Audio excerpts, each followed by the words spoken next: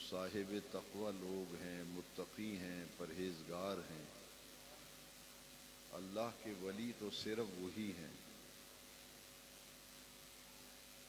قرآن مجید میں 11ویں پارے میں سورہ یونس کی آیت نمبر 62 میں رب ذوالجلال نے اولیاء کاملین کا تذکرہ کیا اور ارشاد باری تعالی ہے الا ان اولیاء اللہ لا خوف علیہم ولا هم یحزنون، خبردار آگاہ ہو جاؤ، جو اللہ کے ولی ہیں ان پر کوئی خوف نہیں، ولا هم یحزنون، نہ انہیں کسی قسم کا غم ہوگا۔ الذین آمنوا وکانوا یتقون، ولی کی پہچان اور ان کی معرفت رب ذوالجلال نے دو چیزیں بیان فرمائیں، ایک ایمان اور دوسرا تقوی۔ الذین، یہ وہ لوگ ہیں، آمنو، جو ایمان لائے، وکانوا یتقون، اور انہوں نے تقوی بھری زندگی اختیار کی۔ اولیاء کاملین کے لیے دو چیزیں ضروری ہیں، جو صاحب تقوی نہیں، جس کے پاس پرہیزگاری نہیں، وہ اللہ کا ولی نہیں ہو سکتا، کیونکہ قرآن مجید میں اس کا تعارف، اس کی پہچان، اس کی معرفت دو چیزیں بیان کی گئیں، الذین آمنوا وکانوا یتقون، کہ ایمان اور تقوی دو چیزیں اولیاء کاملین کی پہچان ہے۔ جو آیت مقدسہ میں نے پہلے عرض کی اس میں بھی تقوی کا ذکر آیا، ان اولیاءہ الا المتقون، کہ اللہ کے ولی تو صرف وہی ہیں جو متقین ہیں، پرہیزگار ہیں۔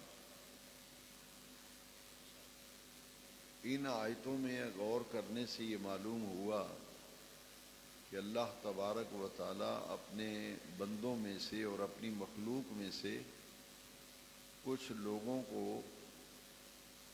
مرتبہ ولایت اور منصب ولایت کے لیے اللہ کریم چن لیتا ہے،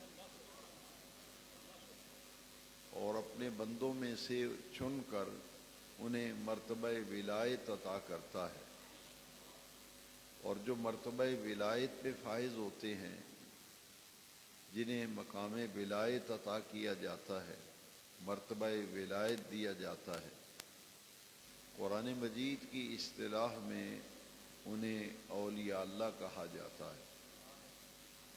اسی 11ویں پارے میں سورہ یونس کی آیت نمبر 62 میں انہیں اولیاء اللہ کا لقب، اولیاء اللہ کا ٹائٹل اور ان نفوس قدسیہ کے لیے اولیاء اللہ کا لفظ قرآن میں استعمال ہوا، اور اولیاء اللہ یہ ولی اللہ کی جمع ہے۔ ولی اللہ کا معنی ہے اللہ کا دوست، اور اولیاء یہ ولی کی جمع ہے، یعنی اللہ کے یہ دوست ہوتے ہیں، اللہ کے یہ محبوب ہوتے ہیں، اللہ کے یہ مقرب ہوتے ہیں، اور اللہ کریم پہ انہیں عظمتیں عطا فرماتا ہے۔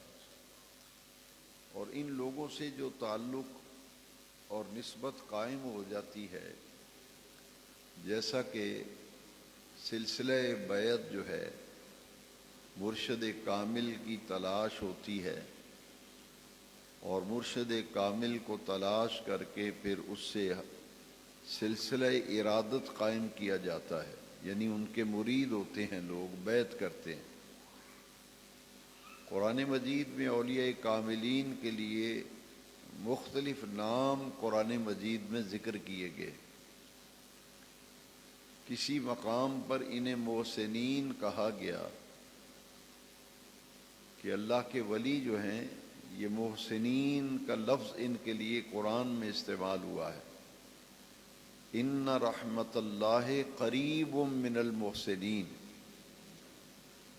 کہ اللہ کی رحمت جو ہے وہ تو محسنین کے پاس ہے. تو اولیاء کاملین کا ایک نام قرآن میں محسنین آیا ہے، اور اولیاء کاملین کا ایک اور جگہ پہ ابرار کے لفظ سے اولیاء کرام کا ذکر ہے. ان الابرار لفی نعیم. کسی مقام پر انہیں صدیقین کہا گیا اور کسی مقام پر انہیں صادقین کہا گیا. پورے قرآن مجید کو پڑھ لیجئے، مطالعہ کر لیجئے. جہاں جہاں صادقین کا لفظ آیا ہے، صدیقین کا لفظ آیا ہے، ابرار کا لفظ آیا ہے، محسنین کا لفظ آیا ہے، متقین کا لفظ آیا ہے، ان سے مراد اللہ کے وہ محبوب بندے ہیں، وہ مقرب بندے ہیں جن کو بے نیاز رب نے مرتبہ ولایت عطا کیا ہے اور ولایت کے مقام پر انہیں فائز کیا ہے. اب ان سے جو تعلق، یعنی تعلق محبت، تعلق عقیدت، تعلق ارادت جو اولیاء کاملین سے پیدا ہو جاتا ہے، اس کی حکمت حدیث قدسی میں بیان کی گئی کہ اللہ کے بندے اللہ کے ولیوں سے پیار کیوں کرتے ہیں، ان سے محبت کیوں کرتے ہیں، ان کی عقیدت و احترام دل میں کیوں پیدا ہوتا ہے. اس سوال کا جواب بخاری شریف کے اندر حدیث قدسی ہے. اللہ کریم نے ارشاد فرمایا لا یزال عبدی یتقرب الی بالنوافل، کہ میرا بندہ فرضوں کی پابندی کے بعد، فرائض کی پابندی کے بعد نفلی عبادت کی کثرت کرتا ہے.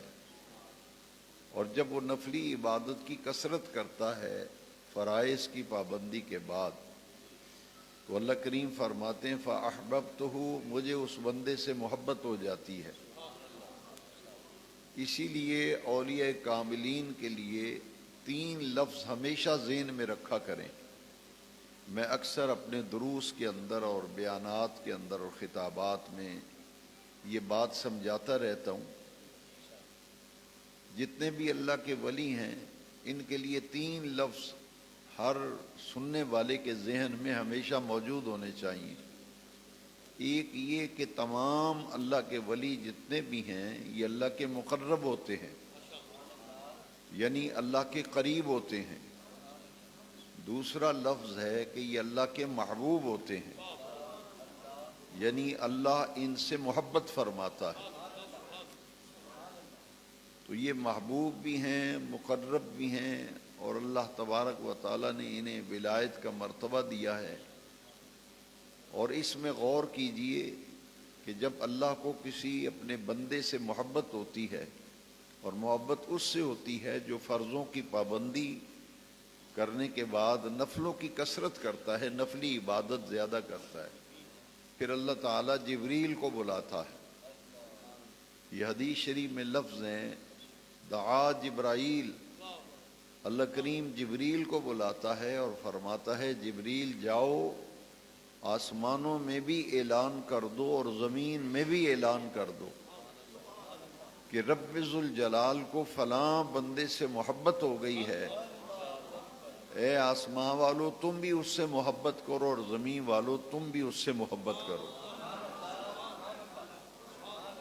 جب جبریل امین آسمانوں اور زمینوں میں اعلان کرتے ہیں تو پھر اللہ کی مخلوق جو ہے ان کے دل میں اولیاء اللہ کی محبت پیدا ہوتی ہے، ان کی رغبت پیدا ہوتی ہے، ان کی چاہت پیدا ہوتی ہے، ان سے لگن پیدا ہوتی ہے. پھر وہ اولیاء کاملین کی زیارت کے لیے بھی جاتے ہیں، ان کی صحبت میں بھی بیٹھتے ہیں. ہر نبی کی امت میں ولی ہوئے ہیں. قرآن مجید کا مطالعہ کریں تو قرآن بتاتا ہے کہ ہر امت کے اندر ولی رہے ہیں. جیسا کہ بہت سی امتوں کے اور بہت سے انبیاء کرام کی امت میں پیدا ہونے والے اولیاء اللہ کا تذکرہ قرآن مجید میں آیا۔ میں دو ہستیوں کا ذکر کروں گا، ایک تو حضرت مریم ہیں سلام اللہ علیہ۔ حضرت مریم، عورتوں کو نبوت نہیں دی گئی لیکن ولایت عورتوں کو دی گئی ہے۔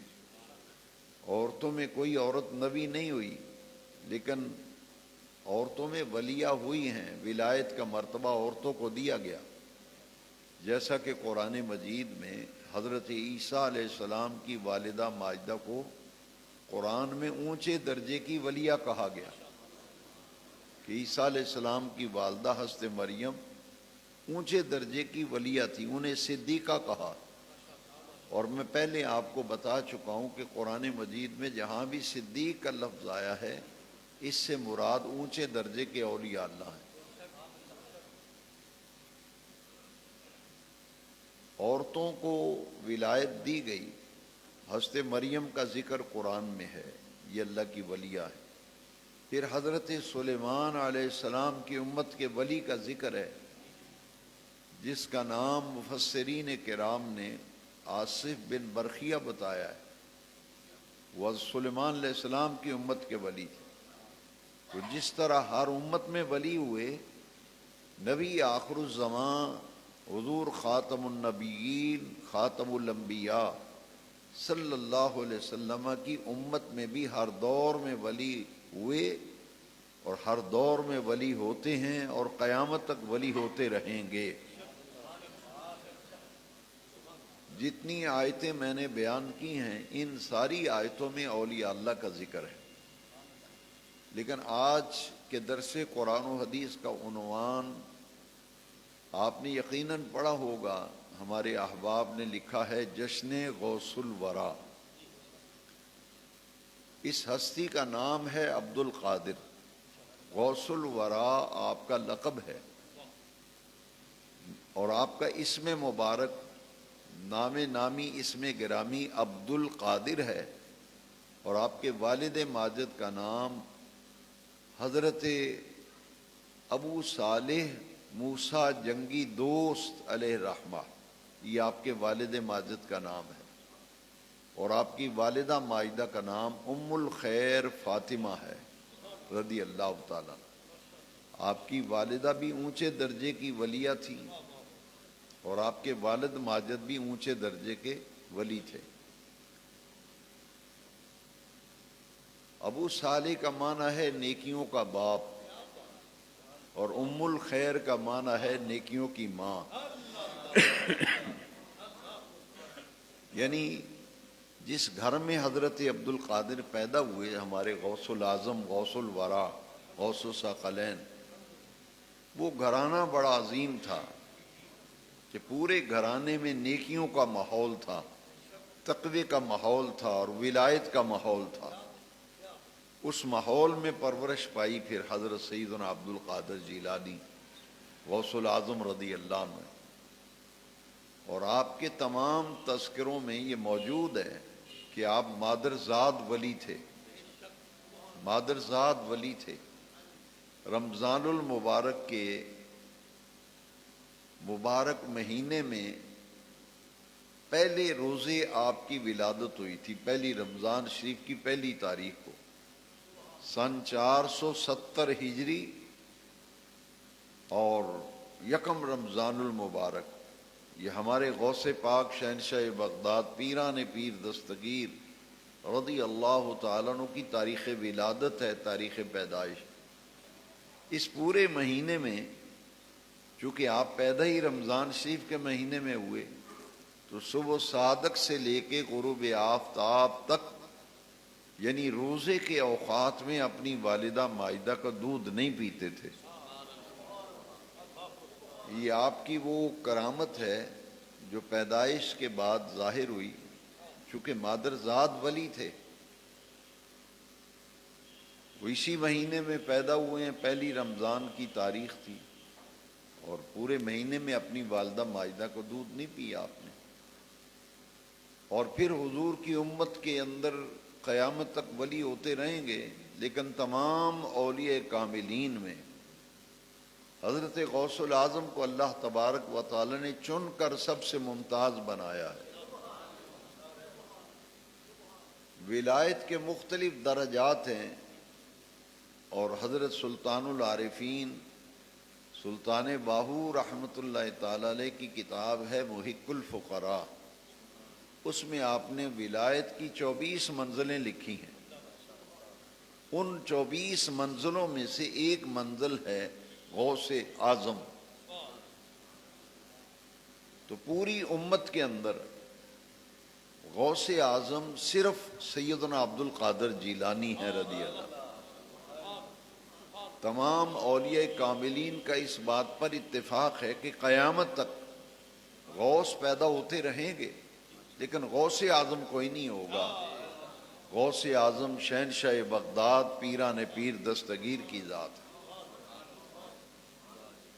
اور تمام اہل سنت کہلانے والے اولیاء کاملین سے محبت و پیار کرنے والے یہ بات اچھی طرح سے سمجھ لیں کہ غوث اعظم درمیان اولیاء، غوث اعظم درمیان اولیاء چوں محمد درمیان انبیاء صلی اللہ علیہ وسلم۔ تمام نبیوں میں جو مقام ہمارے آقا کریم کا ہے، حضور کی امت کے تمام ولیوں میں وہ مقام سرکار غوث اعظم کا ہے۔ غوث اعظم درمیان اولیاء چوں محمد درمیان انبیاء۔ اور ایک آپ کی انفرادی خصوصیت ہے، اور یہ بھی تمام عاشقان رسول کو علم ہونا چاہیے کہ تقدیر 2 قسم کی ہوتی ہے، اسے قضا بھی کہتے ہیں اور تقدیر بھی کہتے ہیں۔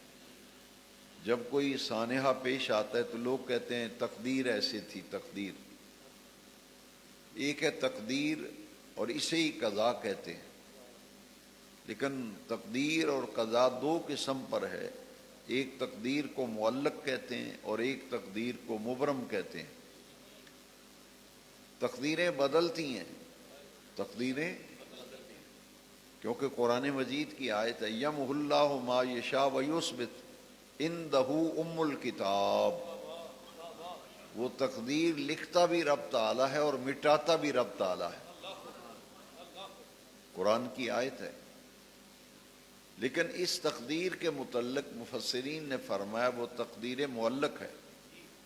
کسی اللہ والے سے دعا کرائیں تو تقدیر معلق بدل جاتی ہے، ماں باپ کی دعا سے تقدیر معلق بدل جاتی ہے، یہاں تک کہ صدقہ و خیرات کرنے سے تقدیر معلق بدل جاتی ہے۔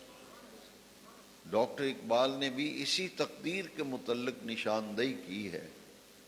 اقبال نے بھی اپنے کلام میں بتایا کہ تقدیر بدلتی ہے اور وہ تقدیر معلق ہے۔ اقبال کہتے ہیں کہ نگاہ مرد مومن سے بدل جاتی ہیں تقدیریں، نگاہ مرد مومن سے بدل جاتی ہیں تقدیریں، جو ہو ذوق یقین پیدا تو کٹ جاتی ہیں زنجیریں۔ تو یہ تقدیر معلق ہے، لیکن تقدیر مبرم نہیں بدلا کرتی۔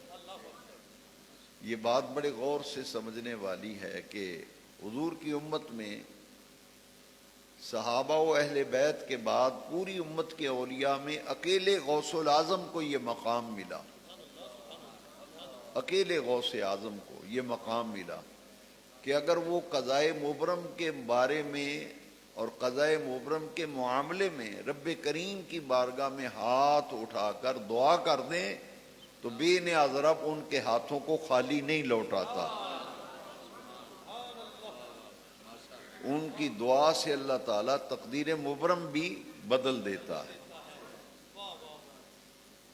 اس پر ایک مشہور واقعہ جو امام ربانی مجدد الفسانی شیخ احمد فاروقی سرہندی علیہ رحمہ نے نقل فرمایا کہ آپ کے 2 صاحبزادے تھے مجدد الفسانی کے علیہ رحمہ۔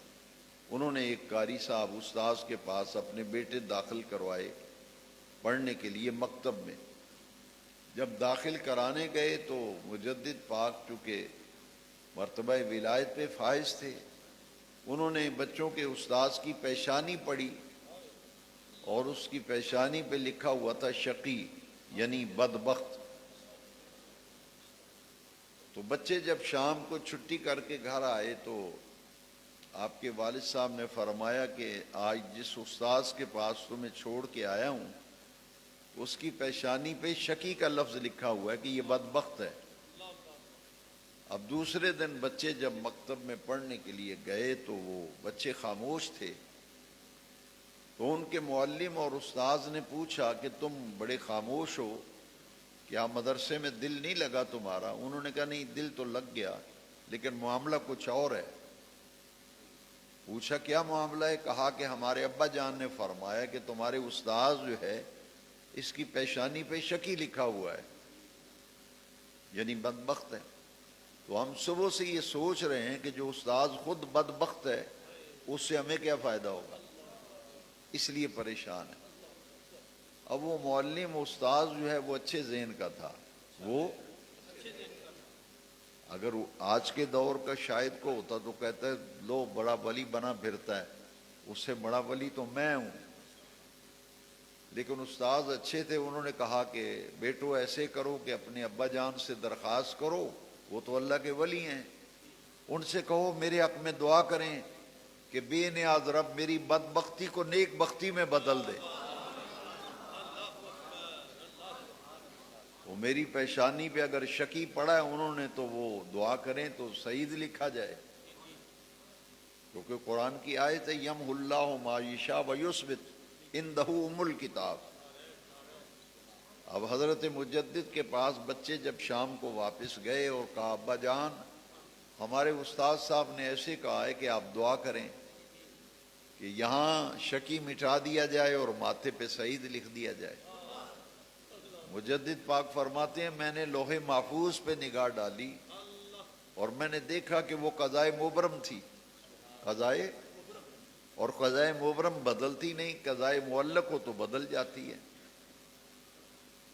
تو مجدد پاک فرماتے ہیں میرے دل میں خیال آیا کہ قضائے مبرم تو بدلتی نہیں ہے۔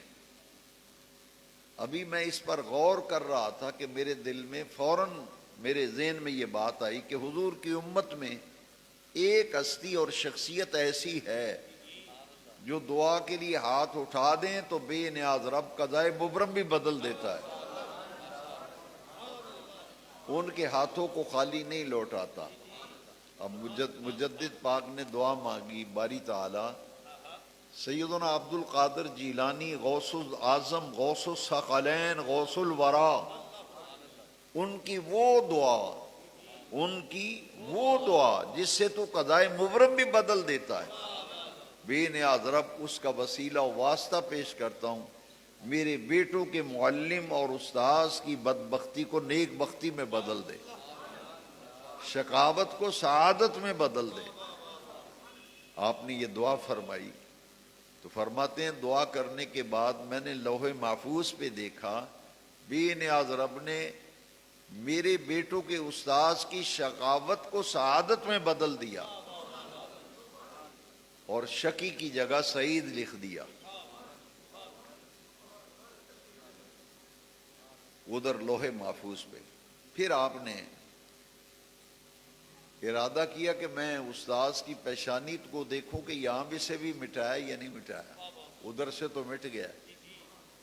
فرماتے ہیں میں مکتب میں گیا، میں نے بیٹوں کے استاذ کی فیس ریڈنگ کی، ان کی پیشانی پڑھی تو بے نیاز رب نے شقی کی جگہ سعید لکھ دیا تھا۔ یہ مقام ہے حضرت غوث الاعظم رضی اللہ عنہ کہ جن کی دعا سے اللہ سبحانہ و تعالی قضائے مبرم بھی بدل دیتا ہے۔ وہ ایک پنجابی شاعر نے اسی کے متعلق کہا ہے بندے رب دے دعا کر کے تقدیر بدل دیں دے، لکھی ہوئی لوہو قلم والی تحریر بدل دیں دے۔ نعرہ تکبیر، نعرہ رسالت، نعرہ تحقیق، نعرہ حیدری، عظمت و شان اولیاء۔ اب جو اللہ کے نیک بندے ہیں، متقی ہیں، پرہیزگار ہیں، ولی ہیں، ان سے محبت، اس کا فائدہ میں قرآن مجید کی روشنی میں عرض کروں گا۔ قبل اس کے کہ میں متذکرہ آیت کریمہ پر بات کروں، یہ حدیث شریف سن لیں۔ ایک ہے ولی کی محبت، اللہ کے نیک اور پیارے متقی پرہیزگار بندے کا پیار اور اس سے محبت و عقیدت و ارادہ۔ ایک ہے اس سے بغض، اس کی مخالفت، اس کا حسد، اس کی عداوت۔ پہلے حدیث قدسی سنیں، اس کے بعد میں آیت کریمہ سناؤں گا کہ دو ہی چیزیں ہیں، یا تو اللہ کے ولی سے پیار ہوگا، عقیدت ہوگی، محبت ہوگی، احترام ہوگا، یا دل میں ان کے بارے میں بغض ہوگا، حسد پیدا ہوتا ہوگا ان کو دیکھ کر، ان کی دشمنی اور عداوت پہ بندہ اتر آتا ہے۔ اس لیے میں چاہوں گا کہ پہلے دونوں پہلو سن لیں۔ حدیث قدسی میں ہے، اللہ کریم نے فرمایا من عادی لی ولیا فقد آذنتہ بالحرب، جو میرے کسی ولی سے دشمنی رکھتا ہے، عداوت رکھتا ہے، بے نیاز رب نے فرمایا میں اس کے خلاف اعلان جنگ کرتا ہوں۔ اب آئیے قرآن کی آیت میں دیکھتے ہیں، یہ بات بے نیاز رب نے قرآن میں بیان فرمائی کہ ولی سے محبت و پیار و عقیدت و دوستی لگانے کا فائدہ کیا ہے۔ ایک دوستی وہ ہے جو دنیا کی بنیاد پہ ہے۔ آپ کے سینکڑوں دوست ہوتے ہیں، آدمی کے بیسیوں دوست ہوتے ہیں، لیکن جو اللہ والوں سے دوستی ہوتی ہے یہ اللہ کے لیے ہوتی ہے۔ یعنی کسی کے آپ مرید ہیں، کسی اللہ والے سے محبت کرتے ہیں، عقیدت رکھتے ہیں، ان کی مجلس میں جاتے ہیں، دعائیں کراتے ہیں، تو یہ محبت خالصتاً اللہ اور اس کے رسول کے لیے ہے۔ اور دنیا کی محبت کئی معیارات ہیں۔ کاروباری دوست ہوتے ہیں، کاروبار اکٹھا ہوتا ہے یا ایک جیسا کاروبار، وہ کاروباری دوست ہوتے ہیں۔ اسکول میں پڑھنے والے کلاس فیلوز ہیں، وہ ایک دوسرے کے دوست ہوتے ہیں۔ محلے میں رہتے ہیں، ایک دوسرے کے دوست ہوتے ہیں۔ یا کوئی گیم کرتے ہیں تو گیم والے کھیلنے والے ایک دوسرے کے دوست بن جاتے ہیں۔ دوستی کے کئی معیار ہیں، لیکن اس دوستی کے معیار کو خود رب العالمین نے قرآن مجید میں بیان کیا۔ آیت کریمہ کا ترجمہ اور تفسیر سننے سے قبل پہلے یہ سمجھ لیں کہ دوست کو انگلش میں فرینڈ کہتے ہیں اور عربی کے اندر اسے خلیل کہتے ہیں۔ عربی میں دوست کو کیا کہتے ہیں؟ خلیل۔ اور خلیل کی جمع ہے اخلا۔ خلیل کی جمع کیا ہے؟ اخلا۔ اب سنیے آیت، الاخلاء یومئذ بعضهم لبعض عدو الا المتقین۔ قرآن کی آیت ہے، اللہ کریم نے فرمایا دنیا کے دوست قیامت کے دن ایک دوسرے کے دشمن بن جائیں گے۔ دو دوستیوں کا ذکر کیا گیا اس آیت میں۔ کتنی دوستیوں کا؟ اس ایک آیت میں دو دوستیوں کا ذکر کیا، ایک دوستی دنیا کے حوالے سے اور ایک دوستی اللہ اور اس کے رسول کے حوالے سے۔ دونوں دوستیوں کا ذکر کیا اس آیت میں۔ اور آیت کریمہ کے پہلے حصے میں فرمایا الاخلاء یومئذ بعضهم لبعض عدو۔ دنیا کے سب دوست، سجن، یار، بیلی، متر قیامت کے دن ایک دوسرے کے دشمن بن جائیں گے۔ یومئذ سے مراد یہاں قیامت کا دن مراد لیا گیا۔ بعضهم لبعض، ایک دوسرے کے دشمن بن جائیں گے۔ یہاں سجن تھے، یار تھے، دوست تھے، فرینڈ تھے، متر تھے ایک دوسرے کے، لیکن بے نیاز رب قرآن میں فرماتے دنیا کی تمام دوستیاں قیامت کے دن دشمنی میں بدل جائیں گی، وہ ایک دوسرے کے دشمن بن جائیں گے۔ الا المتقین، الا المتقین۔ ابھی آپ پہلے درس کی شروع میں سن چکے ہیں ان اولیاءہ الا المتقون، کہ اللہ کا ولی تو صرف وہ ہے جو متقی ہے۔ یہاں فرمایا الا المتقین، کہ اللہ کے ولیوں سے جو پیار ہوگا، اللہ کے ولیوں سے جو محبت ہوگی، جو عقیدت ہوگی، احترام ہوگا، تعلق ہوگا، وہ تعلق اور وہ دوستی، وہ محبت قیامت کے دن قائم رہے گا۔ باقی سب دوستیاں دشمنی میں بدل جائیں گی۔ بعضهم لبعض عدو، عدو دشمن کو کہتے ہیں، قرآن کی آیت ہے، کوئی لطیفہ نہیں، کوئی قصہ کہانی نہیں۔ بے نیاز رب نے فرمایا دنیا کی دوستیاں قیامت کے دن دشمنی میں بدل جائیں گی۔ وہ کہے گا تو نے میرا بیڑا غرق تو نے کیا تھا، دوسرا دوست کہے گا نہیں میرا بیڑا غرق تو نے کیا تھا۔ بعضهم لبعض عدو۔ لیکن جو اللہ والوں سے پیار ہوگا، جیسے داتا صاحب کے عرس پہ جاتے ہیں آپ، بابا فرید صاحب جاتے ہیں، سلطان باہو جاتے ہیں، کربلائے معلیٰ جا رہے ہیں، نجف اشرف جا رہے ہیں، بغداد مقدس جا رہے ہیں، تو یہ جو اللہ والوں سے پیار اور محبت ہے یہ صرف قیامت کے دن قائم رہے گا۔ یہ صرف قیامت کے دن صرف یہی تعلق قائم رہے گا، باقی سب تعلق نہ صرف ختم ہوں گے بلکہ عداوت و دشمنی میں بدل جائیں گے۔ تو پھر کیوں نہ دوستی ان سے لگائیں جن کی دوستی اتنی پکی ہے جو قیامت کے دن بھی ختم نہیں ہوگی۔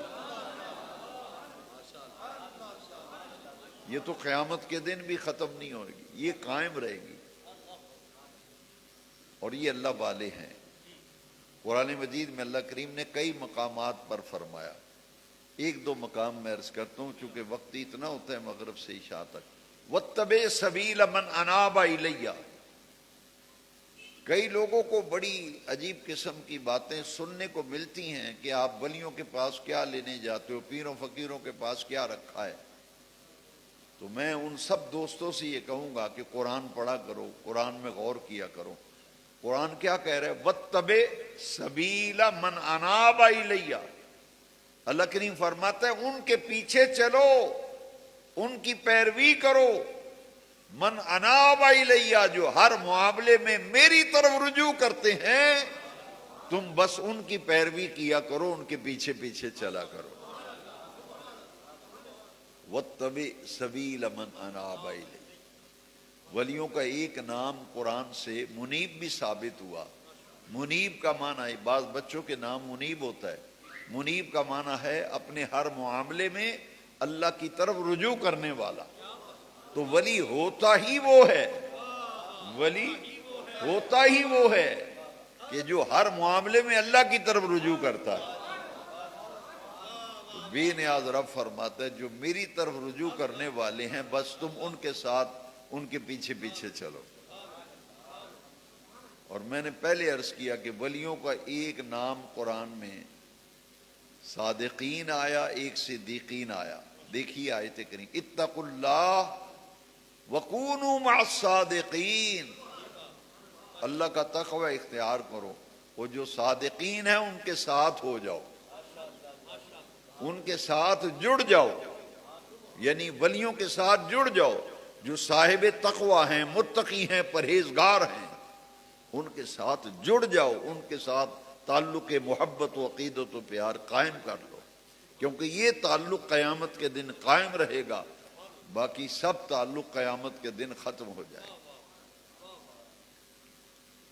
حدیث شریف میں ہے کہ نبی کریم علیہ السلام نے فرمایا المرء ما من احب، المرء ما من احب، قیامت کے دن بندہ اس کے ساتھ ہوگا جس سے دنیا میں محبت کرتا ہوگا۔ تو جو اللہ والوں سے محبت کرتا ہے، ولیوں سے پیار کرتا ہے، وہ محروم نہیں رہے گا، قیامت کے دن وہ اللہ کے ولیوں کے ساتھ ان کا حشر ہوگا۔ میرے غوث اعظم شہنشاہ بغداد ان کاملین میں سے ہیں، اور تصوف کے 4 سلسلے ہیں۔ کتنا ٹائم لگے گا؟ آپ کیا ٹائم؟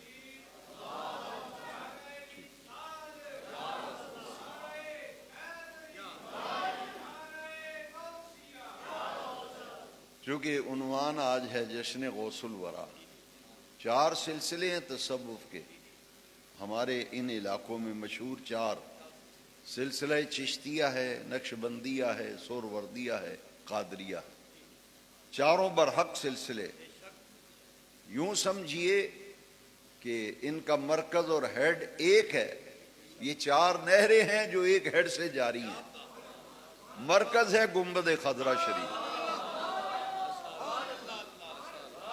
مرکز گنبد خضرا شریف،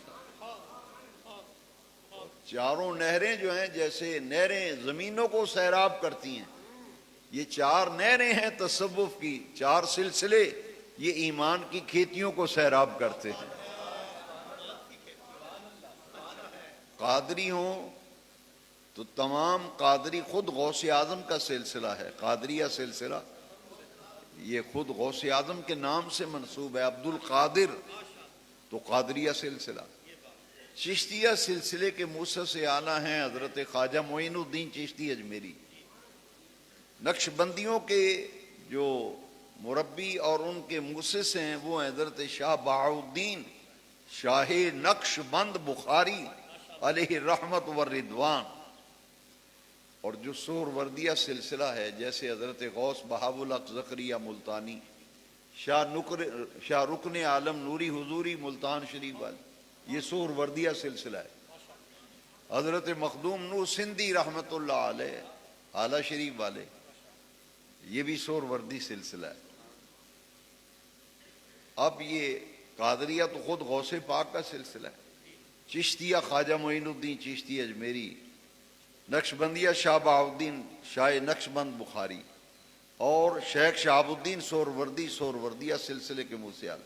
اب غور سے سنیے، یہ تین ہستیاں خواجہ غریب نواز معین الدین اجمیری، شیخ شہاب الدین سہروردی، یہ حضور غوث اعظم کی مجلس میں بیٹھ کر آپ کے ہم اثر ہیں، ایک زمانہ ہے ان کا، یہ غوث اعظم کی صحبت میں بیٹھ کر فیض حاصل کرتے تھے۔ جتنے چشتی ہیں یہ سب قادری ہیں، جتنے نقشبندی ہیں یہ بھی سب قادری ہیں، جتنے سہروردی ہیں یہ بھی سب قادری ہیں،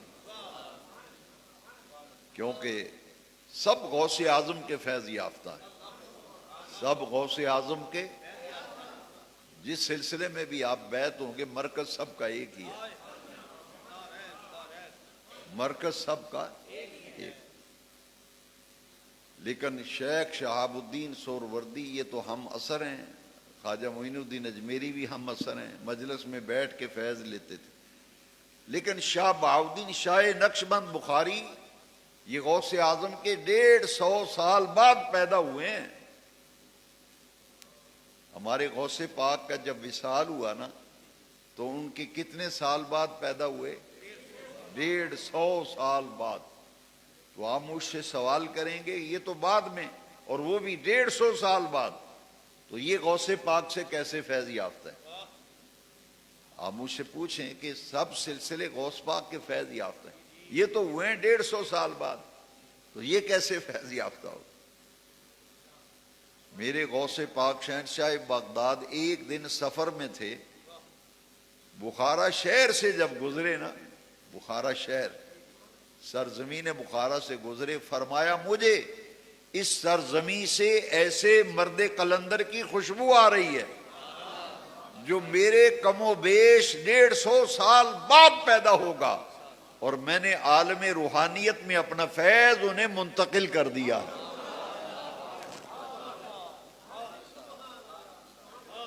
یہ 150 سال بعد ہوئے، لیکن غوث پاک نے عالم روحانیت میں انہیں فیض منتقل کیا۔ اسی لیے حضرت شاہ بہاؤالدین شاہ نقش بند بخاری نے ایک ربائی لکھی ہے سیدنا شیخ عبد القادر جیلانی کی شان میں، جس میں اس چیز کا اظہار کیا۔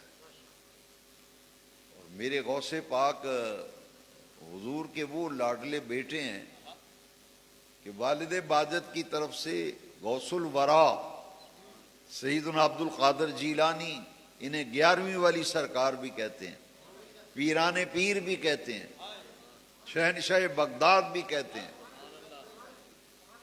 والد ماجد کی طرف سے حسنی سید اور والدہ ماجدہ کی طرف سے حسینی سید، اسے کہتے ہیں نجیب الطرفین، نجیب الطرفین، حسنی حسینی سید ہیں۔ اور میری اعلیٰ حضرت عظیم البرکت مجدد دین و ملت امام الشاہ احمد رضا خان حنفی قادری نور اللہ مرقدہ نے بڑا پیارا نقطہ سمجھایا، فرمایا کہ نبی کریم علیہ السلام تو رب سے گناہگاروں کو بخشوائیں گے نا،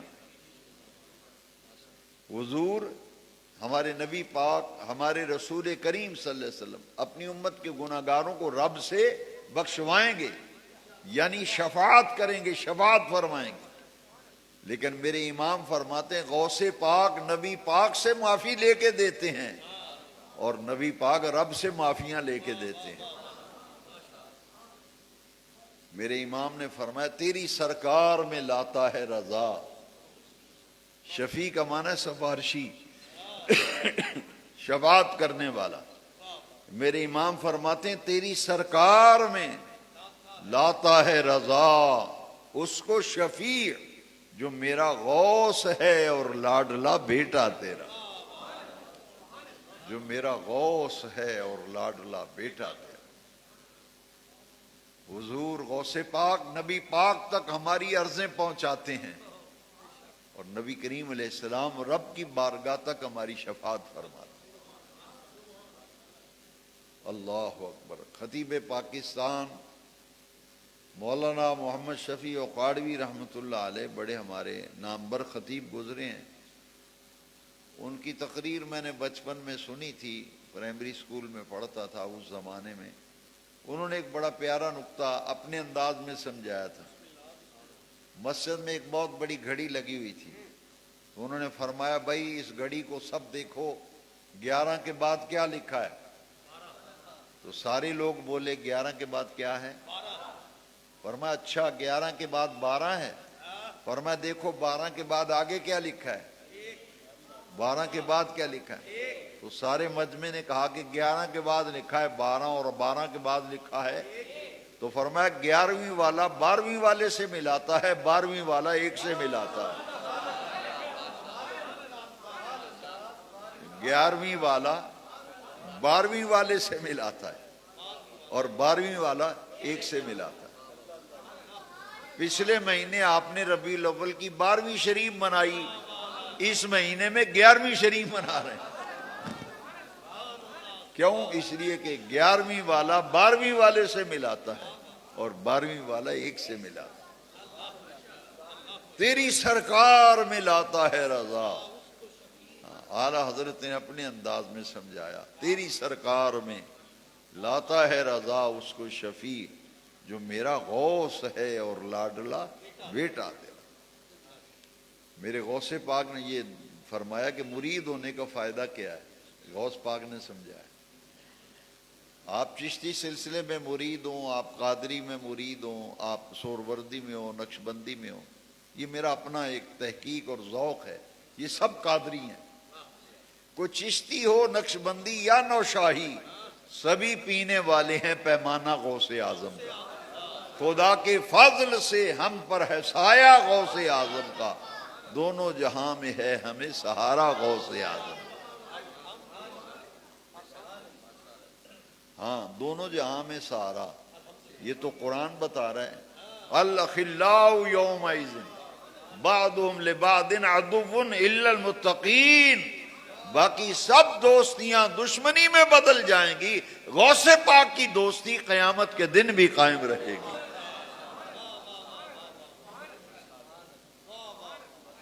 غوث پاک فرماتے ہیں مرید ہونے کا فائدہ کیا ہے؟ کسی بھی مبارک سلسلے میں، پیر کامل ہو، مبارک سلسلہ ہو، متصل ہو، تو فرمایا کہ اس وقت تک مرے گا نہیں جب تک توبہ نہ کر لے۔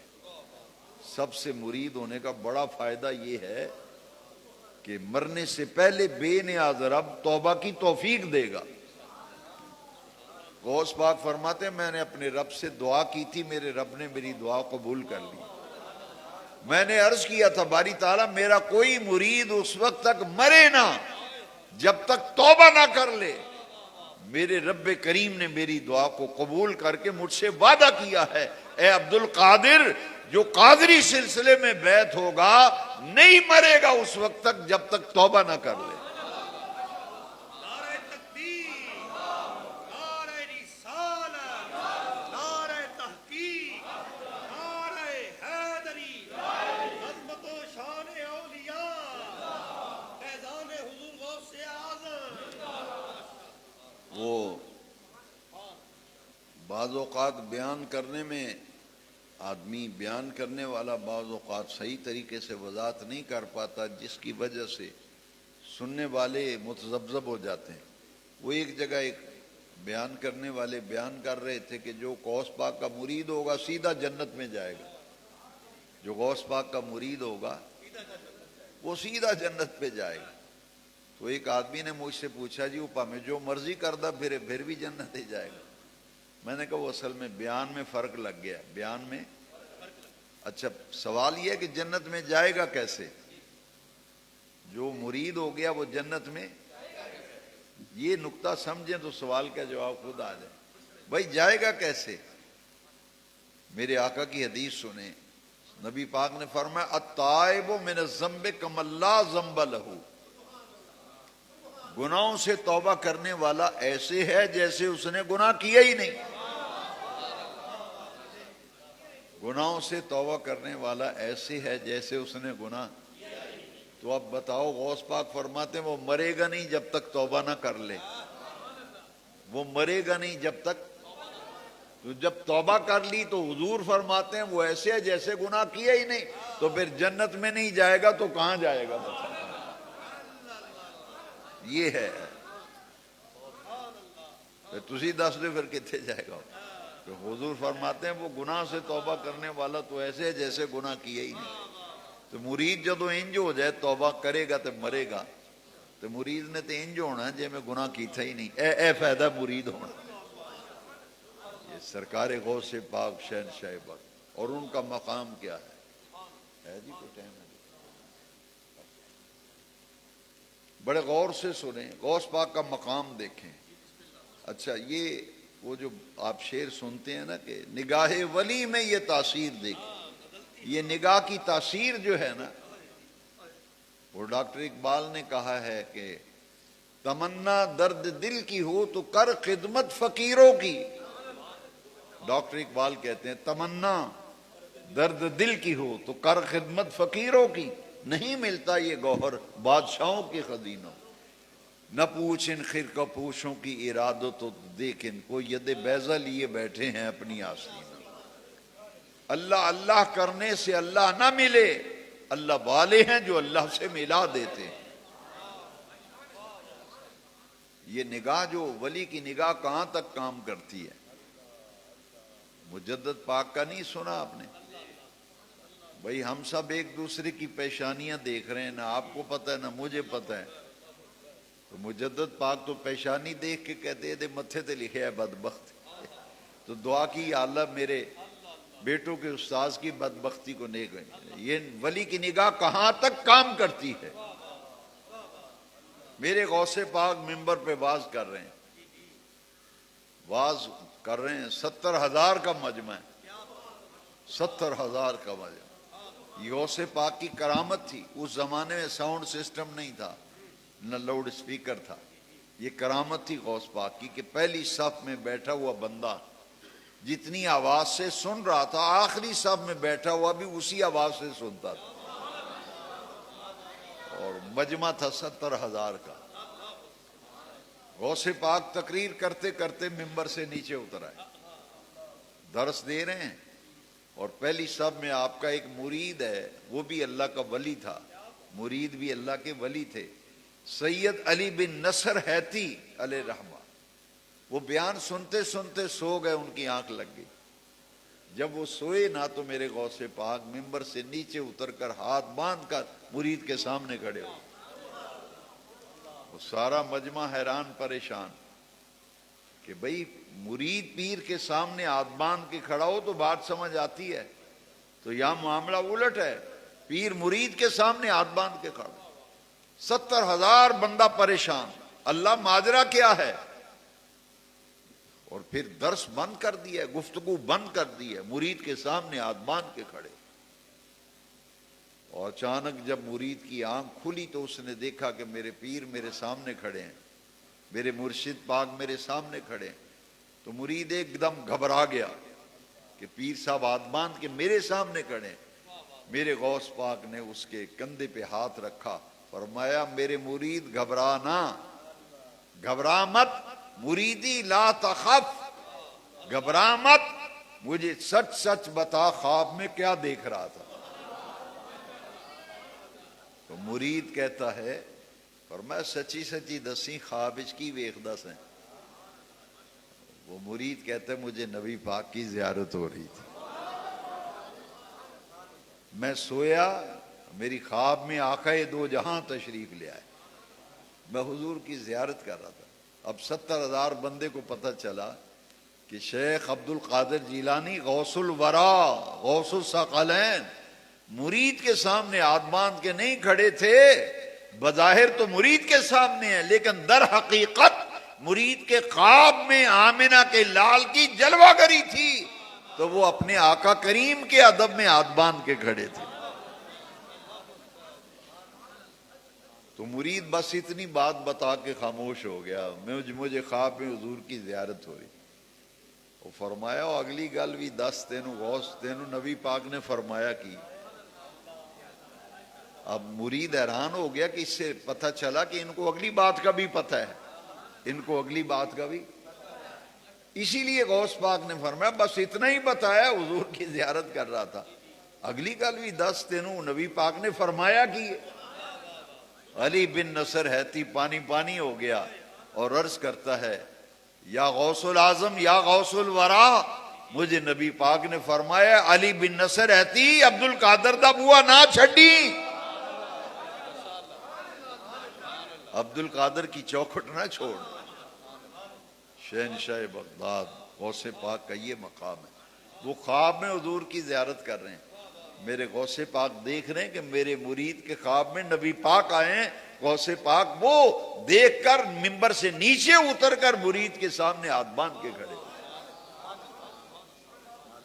شکر ہے کہ اللہ کریم نے ہمیں سرکار غوث اعظم کی محبت، ان کی عقیدت عطا فرمائی ہے۔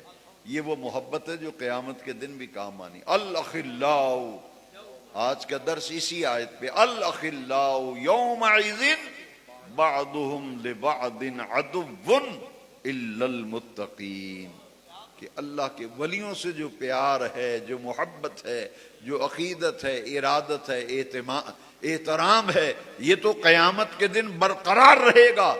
باقی ساری محبتیں اور پیار اور دوستیاں قیامت کے دن ختم ہی صرف نہیں ہونی بلکہ دشمنی میں بدل جائیں۔ آپ خوش قسمت ہو، داتا صاحب کا عرس ہو تو آپ حاضری دیتے ہو، بابا فرید صاحب کا عرس ہو عاشقان رسول جاتے ہیں، 11ویں شریف کا مہینہ ہے، گھر گھر غوث پاک کی 11ویں، گھر گھر غوث پاک کی۔ اللہ کریم توفیق دے اور ہمیں اپنے پیاروں کی محبت عطا فرمائے۔ وآخر دعوانا، مختصر سا ذکر کرتے ہیں اور اس کے بعد دعا اور پھر نماز عشاء انشاءاللہ۔ سب میں پہلے